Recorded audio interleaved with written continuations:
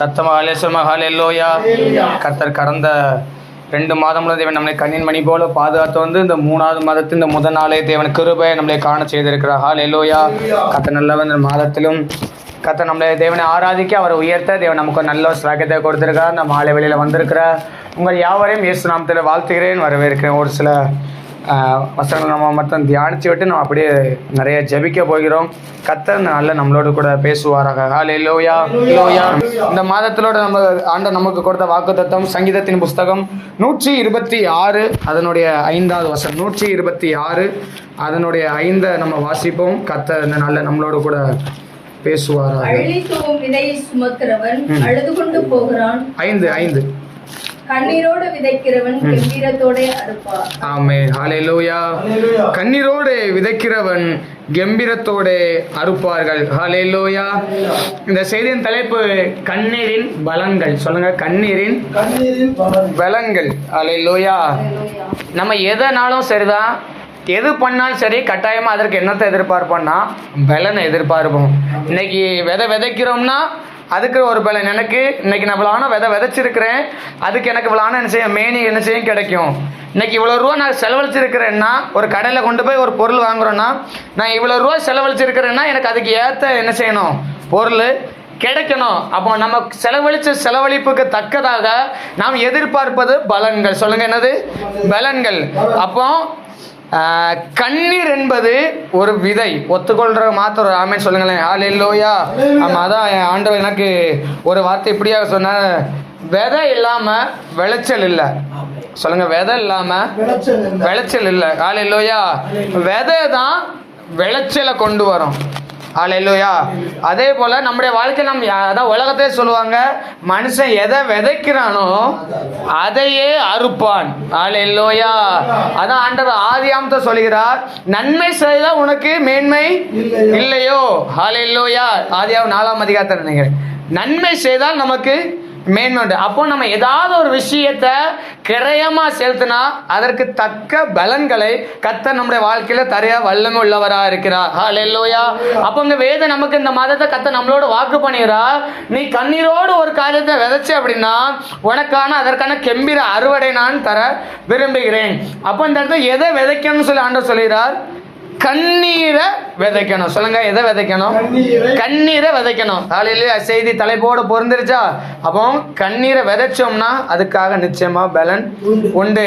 ஹல்லேலூயா. கண்ணீரை கொண்டு வருகிறது 2 காரியங்கள் சொல்லலாம். ஒன்று, ஆவிக்குரிய காரியங்கள் நமக்கு என்ன செய்யும், கண்ணீரை கொண்டு வரோம். உலக காரியங்களும் நம்ம வாழ்க்கையில கண்ணீரை கொண்டு வரும். ஹல்லேலூயா. இந்த கண்ணீர்ல இருந்தும் 2 விஷயத்தை எடுக்கலாம். உலகம் சந்தோஷத்துல இருந்து கண்ணீருக்கு நேராக நம்மளை என்ன செய்யும், திருப்பும். ஆனா தேவனோ கண்ணீரின் பாதையில நடக்கிற நம்ம ஆனந்த களிப்புக்கு நேராக நம்ம நடத்துவார். ஹல்லேலூயா. உலகத்தோட முடிவு எதுல முடியும்னா கண்ணீர்ல முடியும். ஆனா ஒரு ஆவிக்குரிய வாழ்க்கையோட தொடர்ச்சி எங்கன்னா கண்ணீர்ல தான் தொடங்கும். புரிஞ்சவங்க மாத்திரம் ஆமென். எத்தனை பேரை ஒத்துக்கொள்றீங்க? ஹல்லேலூயா. ஆவிக்குரிய வாழ்க்கையோட தொடக்கம் கண்ணீர், முடிவு மகிமை. உலகத்தோட வாழ்க்கை ஆரம்பம் எப்படினாலும் இருக்கலாம், ஆனா உலகத்தோட ஒட்ட வாழ்ந்தோம்னா அதனோட முடிவு எப்படிதான் இருக்கும், கண்ணில் முடியும். அப்போ நம்ம ஆவிக்குரிய வாழ்க்கையில இருக்கிற நம்மளுடைய வாழ்க்கையில இன்னைக்கு கண்ணீர்ல ஆரம்பிக்கிற நம்ம ஒரு கெம்பீர அறுவடையில தான் போய் நம்ம நிற்க போகிறோம். ஹல்லேலூயா ஹல்லேலூயா. இந்த வார்த்தை புரிஞ்சவங்க மாத்திரம் ஒரு ஆமென். ஹல்லேலூயா. அப்போ வேதத்துல நிறைய பேர் கண்ணீர் வடிச்சிருக்கிறாங்க. ஹல்லேலூயா. ஆகார் கண்ணீர் வடித்தால் அவளுக்காக ஒரு துறவு துறக்கப்பட்டது. அதே போல நம்முடைய வாழ்க்கையில் நம்ம கண்ணீர் வடிச்சோம்னா காணாதவளை கர்த்தர் நம்முடைய வாழ்க்கையில காண பண்ணுவார். ஹல்லேலூயா. ஆகாரை துரத்து விட்டுட்டாரு. துரத்து விட்டதுக்கு அப்புறம் அவர் பாட்டு ஆகார வனாந்தரத்தை அலைந்து தெரியுது, பிள்ளை சாகர நிலைமை வந்துருச்சு. நீங்க எல்லாருமே வேதத்துல சேர்ந்தவங்கனால நான் வேத வசனத்தை நான் சொல்லல, ஆதியாகமத்துல இருக்குது. ஹல்லேலூயா. அதனால நம்ம சுருக்கமா வேதத்தை கேட்டுவிட்டு நம்ம அதிகமா பெருக்கமா செய்ய போறோம், ஜெபிக்க போறோம். ஆனா நான் பலனை மட்டும் சொல்றேங்கனால அதிகமா வசனம் சொல்ல மாட்டேன். ஆனா வசனத்தோட இருப்பில் என்ன செய்யும், நமக்கு என்ன செய்யும் இருக்கும். ஆகார் கண்ணீரோட உட்காந்து வனாந்தரத்தில் வந்து அந்த பிள்ளை சாகிறத நான் பார்க்க மாட்டேன்னு சொல்லி தூரத்தை அனுப்புறா. அது வரைக்கும் அவர் கண்ணுக்கு தெரியாதவைகளை பிள்ளையின் அழுகையின் சத்தத்தை கேட்டு கர்த்தர் அந்த இடத்தை திறந்தார். அதே போல அந்த ராத்திரி வேளையிலே நம் கண்ணீரோடு தேவ சமூகத்தை அழுவோமானால் காணக்கூடாதவைகளையும் கர்த்தர் நம்முடைய கண்களால் காண பண்ணுவார். ஹல்லேலூயா. வேத வல்லுநர்கள் இப்படியா சொல்றாங்க, அந்த இடத்துல என்ன செய்யுது, ஊற்று இருந்துச்சு, ஆனால் அதை ஆகாரால பார்க்க முடியல. ஆனால் அவர் ஜெபித்த ஜெபம் அந்த இடத்த ஊற்று என்ன செய்து காண பண்ணிச்சு. ஹல்லேலூயா. நம்முடைய வாழ்க்கையில் அநேக காரியங்கள் வறட்சியா இருக்குதா, அந்த நிலைமையில கண்ணீரோடு ஜெபம் பண்ணுங்க. காணக்கூடாதவைகள் எல்லாம் அந்த கண்ணீர் காணணும். ஹல்லேலூயா. கொஞ்சம் ஒரு ஆமென் சொல்லலாமே. ஹல்லேலூயா. ஆமா, 2 ராஜாக்கள் 20ஆம் அதிகாரம் 3ஆம் வசனம். இதுவரை புரிந்தவங்க மாத்திரம் ஒரு ஆமென் சொல்லலாமா? 2 ராஜாக்கள் 20 அதனுடைய 3ஆவது வசனம் நமக்கு எல்லாமே தெரிந்த வசனம். யாரு அங்க வரா? ஒரு ராஜா வராரு. நான் உமக்கு முன்பாக உண்மையும் மன உத்தமமாய் நடந்து உமது பார்வைக்கு நலமானதை செய்வேன் என்பதை நினைத்தருளும் என்று விண்ணப்பம் பண்ணினான். எசேக்கியா மிகவும் அழுதான். ஹல்லேலூயா. எசேக்கியா ராஜா மரணத்துக்கு ஏதுவா இருந்து வியாதிப்பட்டு இருக்கான். வேற சொல்லுது, இன்னும் இங்கிலீஷ் படி சொல்லப்படி என்ன வியாதினா கேன்சர் வியாதி அப்படிங்குது. மரணத்துக்கு ஏதுவான வியாதிப்பட்டு இருக்கிறான். ஆண்டவர் மூலமாய் ஏசாயா தீர்க்கதரிசி மூலமாய் சொல்லப்பட்ட வார்த்தை, உன் வாழ்க்கை என்ன செய்து முடிந்தது, எல்லாவற்றையும் ரெடி பண்ணாரு, அவ்வளவுதான் சொல்லிட்டு தீர்ப்பு எழுதப்பட்டது. சொல்லுங்க, என்ன எழுதப்பட்டது? எசேக்கியாவுக்கு தீர்ப்பு எழுதப்பட்டது. ஆனால் அவன் மற்ற யாரையும் பார்க்காமல் அவன் கண்ணீர் வடித்தான், அவன் அழுதான். தீர்ப்பு மாறுதலாய் முடிந்தது. ஹல்லேலூயா. சொல்லுங்க, தீர்ப்பை மாற்றி அமைக்கிற வல்லமை கண்ணீருக்கு மாத்திரமே உள்ளது. ஹல்லேலூயா. ஹல்லேலூயா. நீங்க எஸ்தர் புத்தகத்தை எடுத்து வாசித்தீங்கன்னா எஸ்தர் 3ஆம் அதிகாரம் 15ஆம் வசனம் சொல்லும். ஹல்லேலூயா. ஆதார் மாதத்துல எல்லாருமே என்ன யூதர்கள் என்ன செய்யணும், அழிக்கப்படணும்னு சொல்லி கட்டளை என்ன செஞ்சிரும், பிறப்பிக்கப்பட்டுரும். அதனால அங்க எல்லாமே ஒரு கலக்கம் உண்டாயிருக்கும். ஆனா 8ஆம் அதிகாரம் 15ஆம் வசனத்துல சூசா நகரம் என்ன செஞ்சுச்சா, ஆர்ப்பரிச்சிச்சு. இந்த மகா ஆர்ப்பரிப்புக்கு காரணம் எழுதப்பட்ட கையெழுத்து மாற்றி அமைக்கப்பட்டது. காரணம் என்ன தெரியுமா? தேவ ஜனங்களாகிய மொர்தெகாயும் எஸ்தரும் திறப்புல நின்னுச்சு அந்த கண்ணீர். ஹல்லேலூயா. நம்ம வாழ்க்கையில தீர்ப்பு எப்படினாலும் எழுதப்பட்டிருக்கலாம். ஆனா நீங்க கண்ணீர் வடிச்சீங்கன்னா அந்த கண்ணீருக்கு பதில் என்ன தெரியுமா? கண்ணீர் கொண்டு வருகிற பலன் என்ன அப்படின்னா, எழுதப்பட்ட தீர்ப்பை மாற்றி அமைக்கிற வல்லமை அந்த கண்ணீருக்கு உள்ளது. ஹல்லேலூயா. கொஞ்சம் ஆமென் சொல்லுங்களேன். நம்முடைய வாழ்க்கையில ஏதாவது ஒரு தீர்ப்பு எழுதப்பட்டிருக்கலாம். ஏன் உலகமே சொல்லும், இந்த அக்கா இப்படிதான், இந்த வாழ்க்கையில அற்புதம் நடக்காது, அவ்வளவுதான், இந்த வாழ்க்கை அந்த கடன் பிரச்சனையில முடிஞ்சிச்சு, இந்த வியாதியில முடிஞ்சிச்சுன்னு நமக்கு வல்லமா எழுதப்பட்ட தீர்ப்பை மாற்றி அமைக்கிற வல்லமை கண்ணீர் உண்டு. கொஞ்சம் ஆமென் சொல்லுங்களேன். ஆமென். ஹல்லேலூயா. ஹல்லேலூயா. நமக்கு நாமே தீர்மானம் பண்ணிருப்பீங்க, அவ்வளவுதான், மீண்டு வர முடியாது, அவ்வளவுதான், இதுக்கு மேலேயா நடக்க போகுது, நமக்கு நாமே என்ன செஞ்சிடும், இப்படி சொன்னா புலம்பி கொண்டிருப்போம். ஆனால் அதை எல்லாம் மாற்றி அமைக்கிற வல்லமை கண்ணீருக்கு உண்டு. நீங்க கண்ணீரோடு அந்த காரியத்துக்காக ஜெபித்து விதைச்சு பாருங்க, அது அந்த எழுதப்பட்ட தீர்ப்பை மாற்றி அமைக்கிற வல்லமை கண்ணீருக்கு மாத்திரமே உள்ளது. ஹல்லேலூயா. ஹல்லேலூயா. ஆமா. அதுக்கப்புறம் நீங்க பாத்தீங்க அப்படின்னா யாத்திராகமம் 2ஆம் அதிகாரம் 23ஆம் வசனத்தை நீங்க பாத்தீங்க அப்படின்னா நமக்கு எல்லாமே தெரிஞ்ச 430 வருஷம் இஸ்ரவேல் ஜனங்கள் நினைஞ்சிட்டாங்க, அடிமைத்தனத்துல இருக்கிறாங்க. இப்ப வேதம் சொல்லிடுற அவர்கள் கூப்பிட்ட பெருமூச்சை என்ன செய்தார், கர்த்தர் கேட்டருளி. அந்த வசனத்தை சொல்லப்பட்டிருக்கோம், தேவன் ஆபிரகாமோடு செய்த உடன்படிக்கையை நினைத்தருளினார். ஹல்லேலூயா. ஹல்லேலூயா. உங்க வாழ்க்கையில சொல்லப்பட்ட வாக்குத்தத்தங்கள் இன்னும் நிறைவேறாம தாமதித்து கொண்டே இருக்குதுன்னா, நீங்க திரும்ப கண்ணீரோடு அந்த வாக்குத்தத்தத்தை சொல்லி ஜெபம் பண்ணீங்க அப்படின்னா, அந்த நான் எப்படி சொல்றேன், மறைக்கப்பட்ட வாக்குத்தத்தங்களும் மறந்து போகப்பட்ட வாக்குத்தத்தங்களும் திரும்ப உங்க வாழ்க்கையில் நினைத்தருளப்படும். ஹல்லேலூயா. வேதம் சொல்லியது அந்த வார்த்தை நீங்க வாசிங்க சொல்றோம், தேவன் அவர்களோடு ஆபிரகாமோடு செய்த உடன்படிக்கை என்ன செய்தாராம், நினைத்தருளினார். ஹல்லேலூயா. அப்போ நம்முடைய வாழ்க்கையில் சொல்லப்பட்ட வார்த்தைகள் எல்லாம் திரும்ப ஜீவனோடு எழும்பி வர வேண்டுமானால் நம்முடைய வாழ்க்கையில கண்ணீர் தான் அவசியம். ஹல்லேலூயா. ஹல்லேலூயா. அநேக வார்த்தைகள் நம்ம கேட்டுக்கிட்டே இருக்கோம், பிரசங்கத்துக்கு என்ன செய்யல பஞ்சமே இல்லை. யாத்திராகமம் 2ஆம் அதிகாரம் அதனுடைய 23, 24 கடைசியில் சொல்லப்பட்டிருக்குது. கர்த்தர் தாம் ஆபிரகாமோடும் ஈசாக்கோடும் யாக்கோபோடும் செய்த உடன்படிக்கையை நினைவு கூர்ந்தார். தேவன் இஸ்ரவேல் புத்திரரை கண்ணோக்கினார். அல்லேலூயா. ஒருவேளை ஏதோ சூழ்நிலை தேவனுடைய பார்வை என் மேல படலையே, என் மேல பட்ட மாதிரி தெரியலையே அப்படிங்கிற ஒரு கேள்விக்குடியோடு நீங்க இந்த ராத்திரி வேளை இருப்பீங்கனால் நீங்க உங்க வாழ்க்கையில கண்ணீர் சிந்த ஆரம்பித்தீங்க அப்படின்னா தேவன் உங்களோடு பண்ணின உடன்படிக்கையை கர்த்தர் நினைத்தருளுவார். அல்லேலூயா. தேவன் நம்மளோட எவ்வளவு உடன்படிக்கை பண்ணிறார். தேவனுடைய மாத வாக்குத்தத்தங்களை நம்மளோடு தந்து கொண்டே இருக்கிறார். ஒவ்வொரு ஆராதனையில் போகும்பொழுது தேவன் நம்மளோடு பேசிக் கொண்டிருக்கிறார். பாடல் மூலமா நம்மளோடு பேசிக் கொண்டிருக்கிறார். ஆராதனை மூலமா நம்மளோடு பேசிக் கொண்டிருக்கிறார். ஜெப நேரங்களில் நம்மளோடு பேசிக் கொண்டிருக்கிறார். செய்தி நேரத்தில் நம்மளோடு பேசிக் கொண்டிருக்கிறார். நாமும் தேவனோட அநேக உடன்படிக்கையில பண்ணோம். அந்த உடன்படிக்கையில ஒருவேளை மறந்து போயிடுச்சு அப்படின்னு உங்க சூழ்நிலை உங்களுடைய இதயத்தில் நீங்க தோன்றும் என்றால் நீங்க திரும்ப கண்ணீரோடு விதைக்க ஆரம்பிச்சீங்கன்னா அவைகள் எல்லாம் திரும்ப தோண்டப்படும். அல்லேலூயா.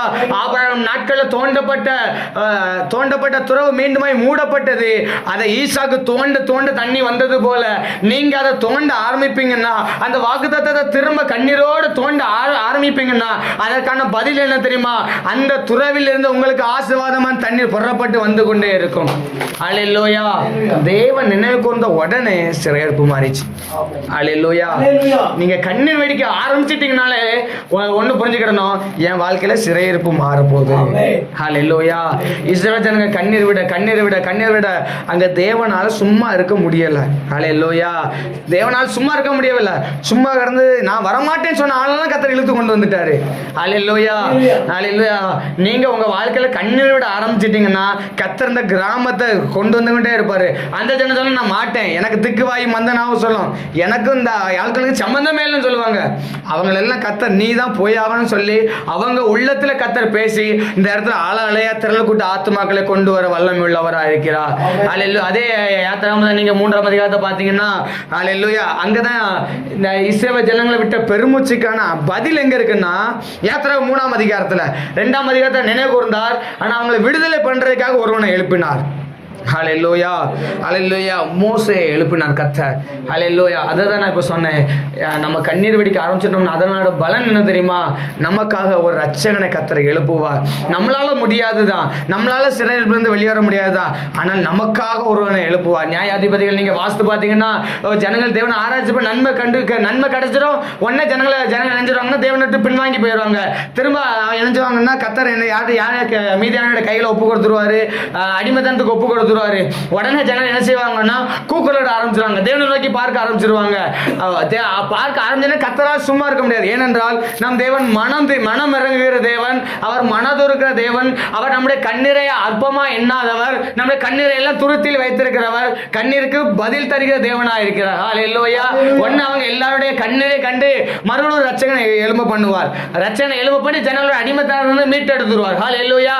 மீட்டான கையில இருந்து மீட்டெடுத்துருவார். ஹல்லேலூயா. அதே போலதான் நம்முடைய வாழ்க்கையில நாம் கண்ணீர் வடிக்க நமக்காக ஒரு ரட்சகனை கர்த்தர் எழும்ப பண்ணுவார். அல்லேலூயா. அதான் இன்னைக்கு கர்த்தர் சபையோடு பேசினார். சுற்றில இடங்களை எல்லாம் கர்த்தர் முகந்தறியாத ஆட்களை எழும்ப பண்ணி கர்த்தர் சுதந்திரிக்க பண்ணுவார்.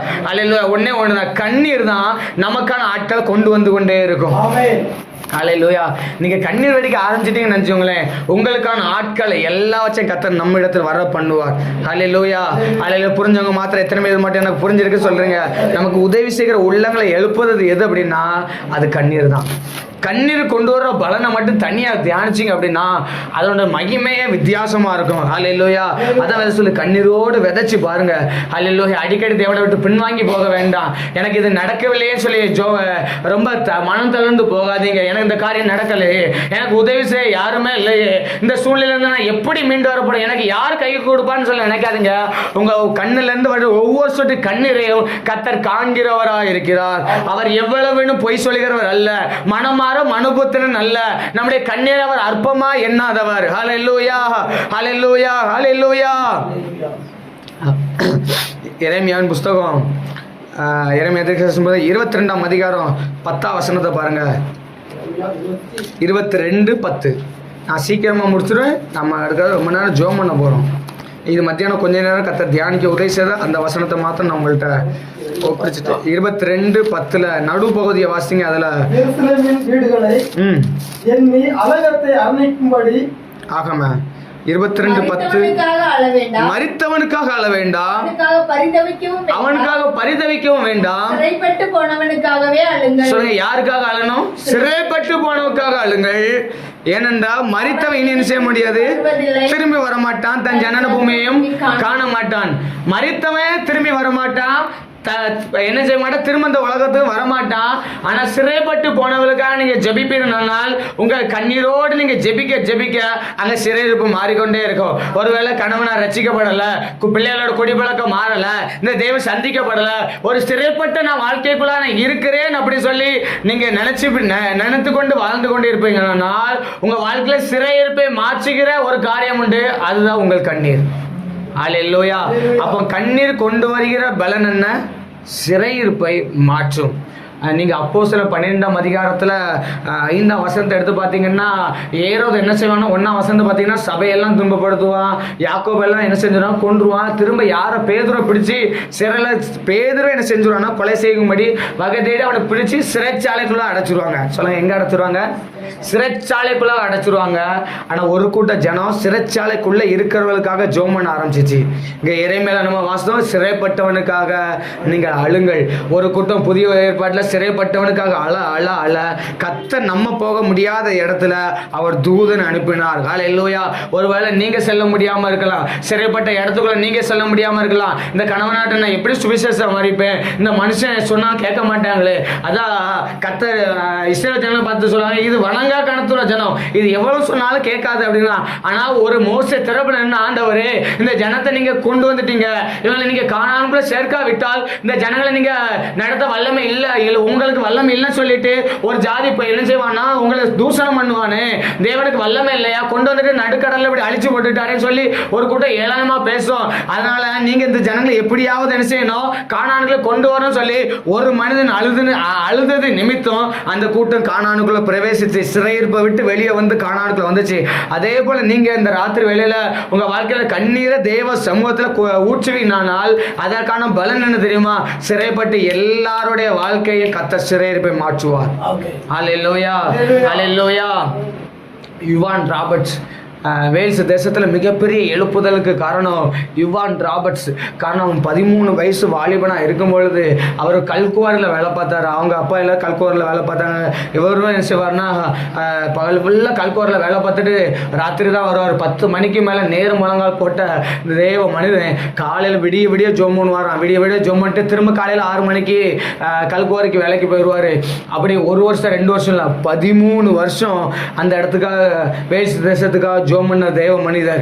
அல்லேலூயா. நமக்கு இன்னைக்கு ஒரு நாள் ஜோம் பண்ணிட்டு இன்னொரு நாள் ஜோம் பண்ண அந்த ஜெபத்துக்கு பதில உடனே எதிர்பார்ப்போம். ஆனா அதுக்கு பதில் கிடைக்கல. இது என்ன ஜெபம், ஜெபத்து என்னத்தை கண்டோம், நான் கண்ணி சிந்தி என்ன பலனு, நான் அந்த ஆராதனைக்கே என்னத்தை கண்ண சொல்லுவோம். ஆனா யுவான் ராபர்ட்ஸ் தேவ மனிதர் 1 நாள் 2 நாள் இல்ல, 13 ஆண்டுகள் அவர் தேவ சமுத்திரம் இரவெல்லாம் கண்ணீர் வடித்தார். அந்த வேல்ஸ் தேசம் முழுவதும் சாராய கடையினால நிறைந்தது, விபச்சாரத்தினால நிறைந்தது. ஆனா அந்த ஒரு மனிதனுடைய ராம் முழுதும் பண்ண ஜெபத்தினால 13ஆவது வருஷத்துல கடைசியில அல்லேலூயா அந்த தேசம் முழுவதும் கர்த்தரை ஏற்றுக்கொண்டது. அங்க ஒரு டாஸ்மார்க் கிடையாது. அங்க உள்ள எல்லா விபச்சார விடுதிகளில் எல்லாருமே கர்த்தரை நோக்கி கதறி அழ ஆரம்பித்தார்கள். மிகப்பெரிய சுத்திகரிப்பு வேல்ஸ் தேசத்துல உண்டாச்சு, மாபெரும் எழுப்பது உண்டாச்சு. ஒரு வாலிபன் 13 ஆண்டுகள் கதறி ஜெபித்த ஜெபத்துக்கு கர்த்தர் பதில் தருவாரானால் இன்று நாம் அநேக நாட்களான ஜெபித்துக் கொண்ட ஜெபத்தை கர்த்தர் புறமே தள்ளுகிறவர் அல்ல. கண்ணீரோடு விதைக்கிற உங்கள் வாழ்க்கையில கர்த்தர் ஒரு கம்பீர அறுவடை தர அவர் வல்லமை உள்ளவராக இருக்கிறார். இன்னைக்கு எத்தனை ஜனங்கள் விபச்சாரத்தில் அடிமைப்பட்டிருக்கிறாங்க, வேசித்தனத்தில் அடிமைப்பட்டிருக்கிறாங்க, மதுபான பிடியில் அடிமைப்பட்டிருக்கிறாங்க. ஆண்டவரே இவங்கெல்லாம் சிறைப்பட்டு இருக்கிறாங்களே சொல்லி நீங்க அவங்களுக்காக அழுது புறம்பி வினாலும் உங்க ஜெபத்தை கேட்டு ஒரு யுவான் ராபர்ட்டுடைய ஜெபத்தை கேட்டு வேசு தேசத்துல மாபெரும் எழுப்புதலை தர அந்த தேவன் வல்லமை உள்ளவரானால் அவர் அன்று ஜீவித்தது போல என் தேவன் இன்றும் ஜீவிக்கிறவராய் இருக்கிறார். இந்த நாளிலே ஒரு கூட்ட ஜனமாய் நாம் ஜெபிக்கிற ஜெபத்திற்கு நீங்க கண்ணீரோடு இந்த மாதத்தை விதைப்பீர்கள், உங்க குடும்பத்தை ஒரு கம்பீர அறுவடை தர அவர் வல்லமை உள்ளவர் இருக்கிறார். கண்ணை மூடி கையை தட்டி கொஞ்சம் அவளை நிரம்பி அந்த பார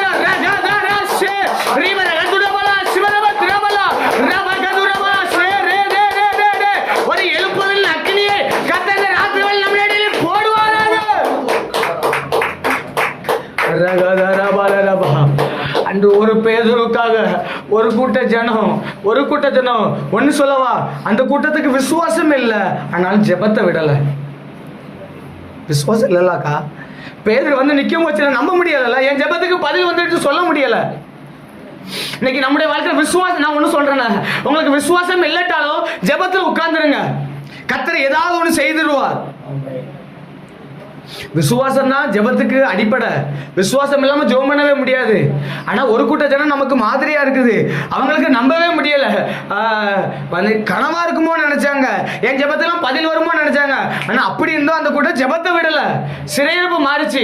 அதே போல உங்க வீட்டுல சாதகம் இல்லாத சூழ்நிலை இருக்கலாம், இவங்கெல்லாம் மனம் திரும்ப சாதகமே இல்லை, இந்த சிறையிருப்புல இருந்து வர சாதகமே இல்லை, அப்படிப்பட்ட சூழ்நிலையில நீங்க இருக்கலாம். நீங்க தீர்மானம் பண்ணிருக்கலாம், உங்க சொந்த பொண்ணு தீர்மானம் பண்ணிருக்கலாம், இந்த கருவந்த கிராமமே தீர்மானம் பண்ணி முத்திர குத்தி ஒரு சிறையிருப்புல இந்த குடும்பம் போயிடுச்சு சொல்லிருக்கலாம். ஆனால் நீங்க அந்த சிறையிருப்புல இருந்து நீங்க ஜெபிப்பீர்களா, உங்க ஜெபத்தை கேட்டு கர்த்தர் அங்கே கிரியை செய்ய அவர் வல்லமையுள்ளவராக இருக்கிறார். பவுலும் சீலாவும் சாதகம் இல்லாம சொல்லலாம். இன்னைக்கு நம்ம ஒரு பிரச்சனை வந்துட்டா ஜெபத்தை விட்டுருவோம். ஆனா பவுலும் சீலாவும் தொழு மரத்துல அவங்களுக்கு என்ன காரணம்? ஆண்டவருடைய நாமத்துக்காக நின்னவங்க. இன்னைக்கு நம்ம இருக்கிற சிறையிருப்பு என்ன அப்படின்னா, ஒன்று கடனை சொல்லுவோம், இல்லைன்னா வியாதியை சொல்லுவோம், இல்லை ஏதாவது ஒரு பலவீனத்தை சொல்லுவோம், இல்லை ஏதாவது எனக்கு இது தேவை பாஸ்டர், இந்த தேவை எனக்கு மாறவே மாட்டேங்குது, இந்த பலவீனம் எனக்கு மாறவே மாட்டேங்குது. அக்கா அவங்க சிறையிருப்பு என்னன்னு கேட்டால் என் பிள்ளைங்க மனம் திரும்ப மாட்டேங்குது. இப்படி தான் நம்ம சிறையிருப்பு நம்ம சொல்லுவோம். ஆனால் தேவனுடைய நாமத்தை நிமித்தம் ஒரு கூட்டம் சிறையிருப்பில் இருந்துச்சு. அல்லேலூயா. அந்த சிறையிருப்பில் அவங்க ஜெபத்தை விடல. அங்க ஒரு சிறைச்சாலையினுடைய தலைவனுடைய குடும்பம் ரட்சிக்கப்பட்டுச்சு. அல்லேலூயா. நீங்க கண்ணீரை விதைச்சு பாருங்க, சிறையிருப்பு எல்லாம் மாறும். உங்க கண்ணீரை கொண்டு வர பலன் என்ன தெரியுமா? சிறையிருப்பு எல்லாம் மாறும். அல்லேலூயா, அல்லேலூயா. அப்போ கண்ணீர் செய்கிற காரியம் என்ன அப்படின்னா, நம்முடைய வாழ்க்கையில காணப்படுகிற எல்லா சிறையிருப்பையும் மாற்ற அது வல்லமை உள்ளது. அல்லேலூயா. நமக்கு எல்லாருக்குமே தெரிந்த வேத பகுதி தான் 1 சாமுவேல் 1ஆம் அதிகாரம் அதனுடைய 10ஆம் வசனம். அன்னாளை குறித்து சொல்லப்பட்டிருக்கிறது, அவள் போய் மனம் கசந்து மிகவும் அழுதாள். அல்லேலூயா. 5ஆம் வசனம் சொல்லப்பட்டிருக்கு, கர்த்தரோ அவர் கல்பத்தை அடைத்திருந்தாள். அல்லேலூயா. அவள் ஜெபித்த ஜெபம், அவள் ஊற்றின கண்ணீர் அடைக்கப்பட்ட வாசல்கள் எல்லாம் திறக்க பண்ணிச்சு. நீங்க கண்ணீரோட இந்த ராத்திரி வேளையில தேவ சமூகத்தில் இன்றிலிருந்து நீங்க ஜெபம் பண்ணுங்க. இந்த 1ஆம் தேதியில இருந்து நீங்க கண்ணீரோட விதைக்க ஆரம்பிங்க. உங்க வாழ்க்கையில என்னென்ன காரியங்கள் அடைப்பட்டு இருக்குதோ அது எல்லாம் வச்ச நீங்க விதைக்கிற கண்ணீர் அது முற்றிலுமா திருப்பி கொண்டு வந்தே தீரும். அல்லேலூயா, அல்லேலூயா. கடைசியா ஒரே வார்த்தை சொல்லி நான் முடிக்க விரும்புகிறேன். யோவான் எழுதின சுவிசேஷம் 11ஆம் அதிகாரம் 33 இருந்து 35 வரைக்கும் வாசிக்கலாமா? யோவான் எழுதின சுவிசேஷம் புரியுதா? 11 யோவான் எழுதின சுவிசேஷம் 11ஆம் அதிகாரம் அதனுடைய 33 இருந்து 35 வரைக்கும் நம்ம வாசிப்போமானால் வேத அப்படியே சொல்ல, அவள் அழுகிறதையும் அவரோடு கூட வந்த யூதர்கள் அழுகிறதையும் இயேசு கண்டபோது ஆவியிலே கலங்கி துயரம் அடைந்து அவனை எங்கே வைத்தீர்கள் என்றார். ஆண்டவரே வந்து பாரும் என்றார். இயேசு கண்ணீர் விட்டார். சொல்லுங்க, இயேசு கண்ணீர் விட்டார். போதும். இயேசு கண்ணீர் விட்டார். ஹல்லேலூயா. வேதத்தில் சொல்லப்பட்டிருக்கிறது, இயேசு கண்ணீர் விட்ட ஒரு மனிதன் யாருன்னா தன் சிநேகிதன். ஹல்லேலூயா. ஆண்டவர் மிகவும் நேசித்த குடும்பம் இந்த லாசருவின் குடும்பம். எப்பெல்லாம் ஆண்டவங்க வராரோ அப்பெல்லாம் மார்த்தாள் மரியாதை வீட்டில் லாசர் வீட்டில் என்ன செய்வார்? தங்குவார். அல்லேலூயா. அந்த அளவுக்கு நெருக்கம் யார்கிட்ட விட்டுருக்கலாம்? லாசர்கிட்ட விட்டுருக்கு. ஆனால் அந்த வீட்டில் என்ன செய்து ஒரு வியாதி வந்துருச்சு, ஒரு மரணம் வந்துருச்சு. அல்லேலூயா. அப்போ ஆண்டவர் நேசிக்கிறேன்னு என் வாழ்க்கையில் பிரச்சனையே வராதானா? நிச்சயமா உலகத்தில் வேத சொல்லி நமக்கு உபத்திரம் உண்டு, ஆனாலும் நீங்கள் திடன் கொடுங்கள், நான் உலகத்தை ஜெயித்தேன் என்று ஆண்டவர் சொல்கிறார். அல்லேலூயா. நீங்க உபத்திரவங்களை கண்டு கலங்காதிருங்கள், உபத்திரவத்தில் உங்களுக்கு உதவி செய்கிற தேவன் நம்மளோட கூட இருக்கிறார். ஹல்லேலூயா. உபத்திரம் படிக்கிறவரோட உபத்திரவத்தை கர்த்தர் அற்பமா எண்ணாத தேவன். அல்லேலூயா, அல்லேலூயா. அதான் இங்க வேதம் சொல்கிறது, அவர் மீண்டும் தாமதித்தார்.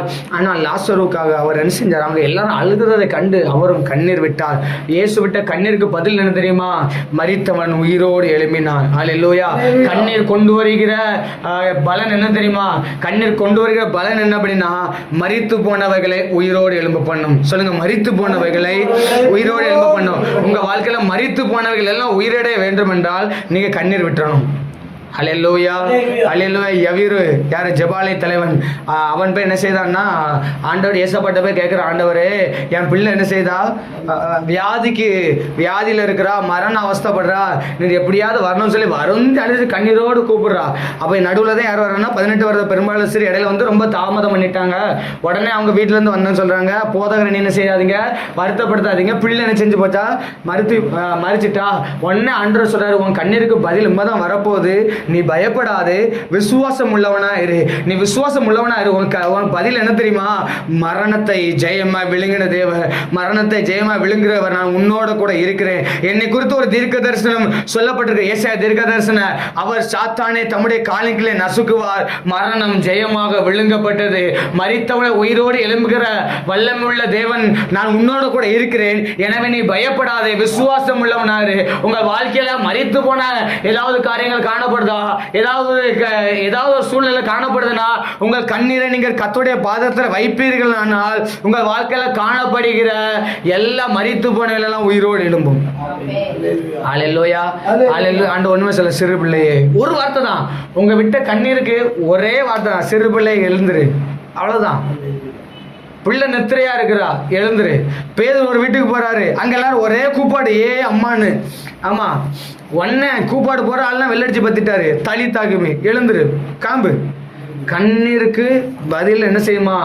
உயிர்ப்பிக்கும். உயிர்ப்பிக்கிற வல்லமை எதுக்கு இருக்குன்னா கண்ணீருக்கு இருக்குது. விதை செத்தாதான் முளைக்கும். சொல்லுங்க, விதை சாகணும், செத்துட்டுனா உயிர் வந்துடும். சொல்லுங்க, செத்துட்டுனா உயிர் வந்துடும். நம்முடைய வாழ்க்கையில வடிக்கிற கண்ணீர் அது செத்து போனவங்களையும் உயிரிட செய்யும். அல்லேலூயா. விதை மண்ணுல போட்டா மட்டும் போதாது, அதுக்கு தண்ணீர் ஊத்தணும். தண்ணீர் தான் நம்முடைய கண்ணீர். கண்ணீரை ஊத்த ஊத்த விதை முளைச்சுக்கிட்டே இருக்கும். நீங்க விதையாகிய கண்ணீரை விதைச்சுக்கிட்டே இருங்க. கண்ணீரை அதுக்கு மேல ஊத்திக்கொண்டே இருங்க. அந்த விதை முளைச்சி அது 30, 60, 100மாக நம்முடைய வாழ்க்கையில பலனை கொண்டு வந்தே தீரும். ஹல்லேலூயா, ஹல்லேலூயா. அதான் யோவான் 10ஆம் அதிகாரத்துல ஆண்டவர் சொல்றாரு, 10:14 சொன்னோம்னா, நானே நல்ல மேய்ப்பன், என்னோட ஆடை நான் அறிஞ்சிருக்கிறேன். அல்ல, நம்மளை அறிந்திருக்கிற நல்ல தேவன் நம்மளோட கூட இருக்கிறா. தன் ஆடுகளுக்காக நான் என்னையும் எதை கொடுப்பேன்னா ஜீவனையும் கொடுப்பேன். ஹல்லேலூயா. ஏன்னா என் ஜீவனை கொடுத்து மரித்து போன என் பிள்ளைகளோட வாழ்க்கையை நான் உயிர்ப்பிக்க வல்லமுள்ளவராக இருக்கிறேன். ஹல்லேலூயா. அவர் ஜீவனை சிலுவையிலே தந்ததினாலே பாவத்தினாலும் அக்கிரமத்தாலும் மரித்து கிடந்த நம்முடைய வாழ்க்கையை அவர் உயிர்ப்பித்தார். ஹல்லேலூயா. நம்முடைய வாழ்க்கை உயிர்ப்பிக்கப்பட ஒரே ஒரு காரணம் தெரியுமா? அவர் கெத்செமனே தோட்டத்துல கண்ணீர் விட்டார். ஆண்டவரே, இந்த பாத்திரம் என்னை விட்டு நீங்க கூடுமானால் நீங்கட்டும், ஆகிலும் என்னுடைய சித்தத்தின்படி அல்ல உம்முடைய சித்தத்தின்படியே சொல்லி ஏசப்பா கெத்செமனே தோட்டத்துல அவர் செய்தாராம், வியாகுலப்பட்டு கண்ணீர் விட தொடங்கினார். ரத்தம் எல்லாம் எப்படி, வியர்வை எல்லாம் ரத்தத்தின் பெருந்துளியா வந்துச்சு. அந்த அளவுக்கு இயேசு கண்ணீர் விட அவருக்குள்ள இருந்த ஜீவன் சிலுவையில வெளிப்படும் பொழுது மரணம் ஜெயமாக விழுங்கப்பட்டது. நம்முடைய வாழ்க்கையில் அநேக பாவங்களோடு நம்ம வாழ்ந்தது உண்மைதான், சாபத்துல வாழ்ந்தது உண்மைதான், தரித்திரத்துல வாழ்ந்தது உண்மைதான். ஆனால் இயேசு கெத்செமனேல வடித்த கண்ணீரின் பலன் சிலுவையில வெளிப்பட்டது. அந்த சிலுவையில வெளிப்பட்ட பலன் நம்முடைய வாழ்க்கையில வெளிப்பட்டது. நம்முடைய வாழ்க்கையில பாவங்களா அக்கிரமதா மரித்து கிடந்த நம்முடைய வாழ்க்கை எல்லாம் சிலுவையில வெளிப்பட்ட அந்த கண்ணீரினால் உண்டான ஜீவன் நம்முடைய வாழ்க்கையில வெளிப்பட்டு நம்முடைய வாழ்க்கை மரித்து போன வாழ்க்கை ஜீவனாய் மாறிச்சு. அல்லேலூயா. இன்னைக்கு இயேசு ஜீவிக்கிறார். நம்ம எப்படி சொல்றோம்னா கெத்செமனே விட்ட கண்ணீர், கெத்செமனேல விட்ட கண்ணீர் நம்மளை வாழ்க்கையில உயிர்ப்பிக்க வேணும்னா இயேசு இதை நல்லா அறிந்திருந்தார். அவர் கண்ணீர் விட்டார், சிலுவைக்கு போக முன்னாடி கண்ணீர் விட்டார். ஹல்லேலூயா. அவர் விட்ட கண்ணீரின் பலன் தான் இன்னைக்கு நம்ம தேவனை ஆராய்ந்து கொண்டு இருக்கிறோம். இன்னைக்கு எங்கும் பிதாவை தொழுது கொள்ளும் காலம் வந்திருக்குது. எல்லா ஜனங்களும் கர்த்தரே தேவன் முழங்குவார்கள். நம்ம மூலமா கர்த்தருடைய நாமம் இந்த பூமியில மகிமைப்பட போகிறது. இந்த கர்வதா பகுதியில் நம்ம மூலமாய் அநேக ஜனங்கள் உயிர்ப்பிக்கப்பட போகிறார்கள். நாம் வடிக்கிற ஒவ்வொரு சொட்டு கண்ணீருக்கும் ஆத்துமாக்களை கர்த்தர் சபையில கொண்டு வந்து சேர்த்து கொண்டே இருப்பார். காரணம் என்ன தெரியுமா? நம்ம வடிக்கிற கண்ணீர். இயேசு விட்ட கண்ணீருக்கு பாருங்க, அவர் ஒருவராய் கண்ணீர் விட்டார், சிலுவையில் ஜெயம் எடுத்தார். நம்முடைய வாழ்க்கையில இன்னைக்கு யார் இயேசப்பான்னு கூப்பிட்டாலும் சரி, அவங்களுடைய வாழ்க்கையில தெய்வீக விடுதலை உண்டாகுதுன்னா காரணம் அவர் கெத்செமனேல விட்ட கண்ணீர். அல்லேலூயா. கண்ணீர் கொண்டு வர பலனை பார்த்தீங்களா? அடைக்கப்பட்ட வாசல்களை திறக்குது, சிறைப்பட்டு போனவங்கள சிறையிருப்ப மாற்றுது, நம்மளை உயிர்ப்பிக்குது. அல்லேலூயா. அடிமைத்தனத்தை மாற்றுது, நமக்காக ரட்சகனை எழுப்புது, உதவி செய்கிற உள்ளத்தை எழுப்புது. கண்ணீர் ஒரு சொட்டு கண்ணீர் தாங்க, அது சாதாரணமானது அல்ல. அது கொண்டு வருகிற பலனை பார்த்தீங்கன்னா மகா பெரியது. அல்லேலூயா. இயேசு கண்ணீர் விட்டார், மிகப்பெரிய ரட்சிப்பை இந்த உலகத்துக்கு பறைசாற்றினார். நாமும் இந்த தேசத்தில் கண்ணீர் விட்டோமானால் நம்மளை கொண்டு அல்லேலூயா ஒரு கூட்ட ஆத்துமாக்கள் என்ன செய்வாங்கன்னா ரட்சிக்கப்படுவாங்க. ஏன் சார் கண்ணீர் விடணும் கண்ணீர் விடணும் நம்ம சொல்கிறோன்னா, இந்த கண்ணீர் எதற்கு அடையாளம் இருக்குது தெரியுமா? லூக்கா சுவிசேஷம் 7ஆம் அதிகாரம் அதனுடைய 46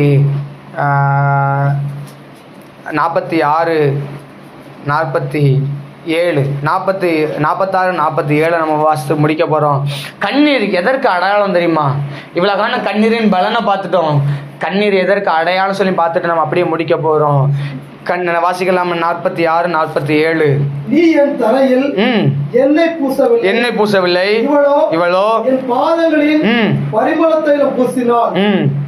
ஆதலால் நான் உனக்கு சொல்லுகிறேன், இவள் 44 ஒரு ரவுண்டு வாசிடலாமா? 44 ஸ்ரீனிடமாய் திரும்பி சீமோனை நோக்கி, இந்த ஸ்திரியை பார்க்கிறாயா? நான் உன் வீட்டில் பிரவேசித்தேன், நீ என் கால்களுக்கு தண்ணீர் தரவில்லை. இவளோ கண்ணீரினால் என் கால்களை நனைத்து தன் தலைமயிரினால் அவைகளை துடைத்தாள். எதனால நினைச்சாலாம்? கண்ணீர்னால நினைச்சார். அந்த கண்ணீருக்கான மதிப்பு, அந்த கண்ணீர் வந்து எதற்கு அடையாளம் இருக்குன்னா, நீங்கள் 47வது வசனத்தை நீங்க வாசிங்களேன். ஆதலால் நான் உனக்கு சொல்லுகிறேன், அநேக பாவங்கள் மன்னிக்கப்பட்டது. இவள் மிகவும் அன்பு கூர்ந்தாலே. அவ்வளவுதான். இவள் மிகவும் அன்பு கூர்ந்தாலே.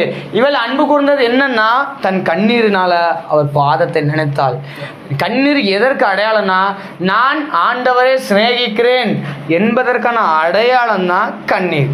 நான் இந்த ஜனத்தை சிநேகிக்கிறேன் என்பதற்காக நான் அடையாளம் தான் நம்ம வடிக்கிற கண்ணீர். அல்லேலூயா. நம்ம சிநேகிக்கிற ஆள் கஷ்டப்பட்டா நம்மளால சும்மா இருக்க முடியுமா? நம்மளால பாரப்படாமல் இருக்க முடியுமா? முடியாதுல்ல. நம்ம நெருங்கின நன்மை, நான் சொல்றேன், நம்மளோட பிள்ளைங்க கஷ்டப்படும் பொழுது நம்மளால கண்ணீர் வடிக்காம இருக்க முடியுமா? அதான் சொல்லுவாங்கல்ல, என்ன சொல்லுவாங்க அப்படின்னா, கஷ்டப்படாமல் இருந்த அப்படின்னா இவன் இவ்வளோ கல் நெஞ்சக்காரனா இருக்கிறான, ஒரு சொட்டு கண்ணீர் கூட வரலையே, அன்பே இல்லையே சொல்றாங்கல்ல. அப்போ அன்பின் வெளிப்பாடு தான் கண்ணீர். அல்லேலூயா. இப்போ உங்க கண்ணுல தேவனுடைய ஜனத்துக்காக நீங்க கண்ணீர் வடிப்பீங்கன்னா, உங்களை பார்த்தோன்னே தேவன் சொல்லுவாரு, இந்த ஜனம் என்ன எது தேசத்து மேல பாரம் உள்ளது, தேசத்தின் ரட்சிப்புக்காக அன்பு உள்ளது. அல்லேலூயா. அப்ப என் கண்ணீர் நீங்க எப்போ மாறும் அப்படின்னு சொல்லி நீங்க எதிர்பார்ப்பீங்க அப்படின்னா, வெளிப்படுத்தல நீங்க ஒரே ஒரு வசந்த வாசம், உங்க கண்ணீர் எல்லாமே ஆனால் கட்டாயமா மாறும். கண்ணீரை துடைக்கிற தேவன் ஒருவர் இருக்கிற. வெளிப்படுத்தல் அதனுடைய 7ஆம் அதிகாரம் நீங்க 13 இருந்து 17 வரைக்கும் வாசித்தீங்க. 13ஆம் வசனத்தை வாசித்துட்டு நேரே 17 வாசிங்களேன். உங்களுக்கான கண்ணீர் பலன் இந்த பூமியிலே உண்டு, பரலோகத்திலும் உண்டு. 7:13 வெளிப்படுத்தல் 7. மூப்பர்களில் ஒருவன் என்னை நோக்கி, வெள்ளை அங்கிகளை தரித்திருக்கிற இவர்கள் யார்? எங்கே இருந்து வந்தவர்கள் என்று கேட்டான். 14. அதற்கு அவன் 14. அதற்கு நான், ஆண்டவனே அது உமக்கே தெரியும் என்றேன். அப்பொழுது அவன் சொல்லுங்க, இவர்கள் எங்க இருந்து வந்தார்கள்? மிகுந்த உபத்திரவத்திலிருந்து வந்தவர்கள். இவர்கள் தங்கள் அங்கிகளை ஆட்டுக்குட்டியானுடைய இரத்தத்தில் தோய்த்து வெளுத்தவர்கள். அப்படியே 17ஆம் வசனத்தை பாருங்க. சிங்காசனத்தில் மத்தியில் இருக்கிற ஆட்டுக்குட்டியானவர் இவர்களை மேய்த்து இவர்களை ஜீவ தண்ணீர் ஊற்றுகள் அண்டைக்கு நடத்துவார் தேவன் தாமே இவர்கள் கண்ணீர் யாவை துடைப்பார். ஹல்லேலூயா. நம்முடைய கண்ணீரை துடைக்கிற ஒரு இடம் இருக்கு, அது பரலோகத்தில் நம்முடைய கண்ணீர் துடைக்கப்படும். தேவனே நம்முடைய கண்ணீரை துடைப்பார். நீங்க கண்ணீரோடு நீங்க இன்னைக்கு தேசத்துக்காக கதரை ஜபிப்பீர்கள், இந்த கண்ணீர் உங்களை எங்க கொண்டு போய் நிறுத்தும் தெரியுமா? இந்த கண்ணீரோட பலன் என்ன தெரியுமா? உங்களை பரலோகத்துல கொண்டு போய் நிறுத்தும், உங்களை நித்திய ஜீவன்ல கொண்டு போய் நிறுத்தும், உங்களை பரிசுத்தத்துல கொண்டு போய் நிறுத்தும். பரிசுத்தருடைய பரிசுத்தருக்கு முன்பாக கொண்டு போய் நம்மளை நிறுத்தும். அவர் அவர் அவர் அண்டையிலே நம்மளை கூட்டி கொண்டு போய் சேர்ப்பார். அங்கே நம்முடைய கண்ணீர் யாவன் துடைப்பார். அவர் சமூகத்துல கண்ணீர் இல்லை, அங்கே அழுகை இல்லை, அங்க பருக்கடிப்பு இல்லை, அங்க நித்திய ஜீவனை நமக்கு தருவார். இன்னைக்கு நீங்க கண்ணீரை விதைச்சு பாருங்க, அது நம்முடைய வாழ்க்கையில அநேக பலன்களை கொண்டு வர அது வல்லமை உள்ளது. எல்லாரும் முழங்கால் பண்ணலாமா? தேவ சமூகத்தில் முழங்கால் பட்டு நம்ம அப்படியே ஜெபிக்க போறோம். ஆண்டவரே, ஆண்டவரே, எங்க கண்ணீருக்கான பலன் நாங்க பார்த்திருக்கிறோம். ஆண்டவரே, ஹல்லேலூயா, ஹல்லேலூயா, ஹல்லேலூயா, ஹல்லேலூயா. அப்பா, எங்க கண்ணீர்களுக்கெல்லாம் பலன் தருகிறவர். அப்பா, கண்ணீர் எங்கள் வாழ்க்கை காணப்பட அடைக்கப்பட்ட வாசல்களை எல்லாம் திறக்கும். எங்க கண்ணீர் சிறையிருப்பை எல்லாம் மாற்றும். அப்பா, எங்களுக்காக ரட்சகனை எழுப்புமே, எங்களுக்கு தரித்திரங்களை மாற்றுமே, எங்க சிறையிருப்புகள் எல்லாம் மாற்றுமே, எங்களுக்கு உதவி செய்கிற உள்ளங்களை இந்த கண்ணீர் எழுப்புமே, எங்களை நித்திய ஜீவன்ல கொண்டு வந்து நிறுத்துமே. ஹல்லேலூயா, ஹல்லேலூயா. ஜோமல்லாமா, ஜோமல்லாமா, ஜோமல்லாமா. கண்ணீர்னால பலனை பார்த்திருக்கிறோமே. ஆண்டவரே, இந்த பலன்கள் எங்களை வாழ்க்கையில உண்டாகட்டும். கண்ணீரோடு ஜெபிக்கிறவன் எங்களை மாற்றுவீராக என்று சொல்லி நல்லா கரந்தடி தேவனை மகிமைப்படுத்தலாமே.